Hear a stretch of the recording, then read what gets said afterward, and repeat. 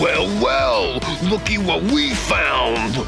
Did you know Bebop and Rocksteady didn't first appear in a comic book, and they actually first was an action figure? These two goons have a pretty deep history, and in this video I'm gonna talk about the history of Bebop and Rocksteady, from the action figures all the way to the cartoon series and even the movie. Let's talk about it. What up, Geektron here, and if you're feeling a little nostalgic from the 90s and early 2000s, consider subscribing. And don't forget to hit that notification bell so you get all my videos right when I upload.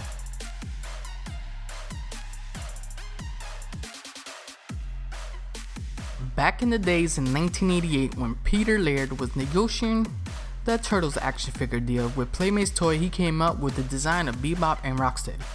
They was part of the original 10 action figures when the Ninja Turtles came out.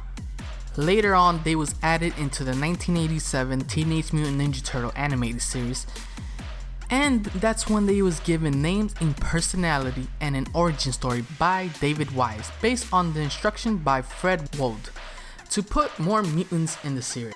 In the 1987 origin, they was first in a street gang recruited by Shredder and later on mutated into the mutants they are today, a Rhino and a Warhawk. This was Shredder's plan to defeat the Turtles. Shredder believes that Bebop and Rocksteady have greater abilities than the Turtles. Yes, when they got mutated they got bigger, and yes, they got stronger, but Shredder overlooked one big thing. He was dealing with incompetent fools. Jump for it! You idiots! The mutation didn't up their IQs any. So they never had a chance on defeating the Turtles, and never did. Bebop was voiced mostly by Barry Gordon and sometimes by Greg Berg, and Rocksteady was voiced by Cam Clark, which he also voiced Leo.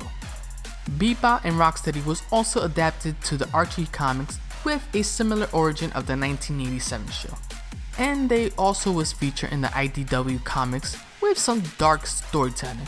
In one part, they almost killed Donatello by smashing his shell with a sledgehammer, leaving him in a pool of blood. They didn't have their own adaptation in the 2003 show, but they did appear as the 1987 adaptation in the Turtles Forever movie, which is one of the best Ninja Turtle movies we have. And speaking of movies, I have a video of all 8 Ninja Turtle movies ranked from worst to best on the right top corner, so check it out when you're done with this video.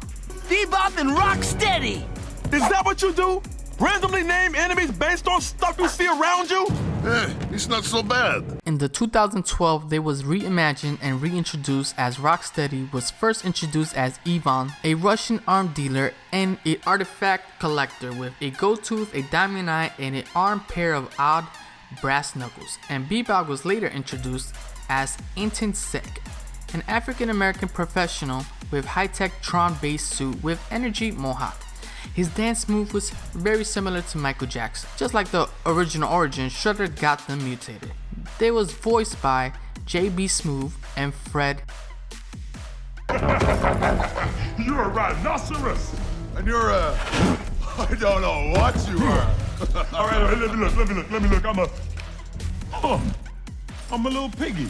And of course, we have the one and only time they appeared in live action movie in Teenage Mutant Ninja Turtles Out of the Shadow. Their origin was pretty similar to the 1987 show, mixed with a little bit of the 2012 version. They was portrayed by Gary Anthony Williams and Sheamus the wrestler.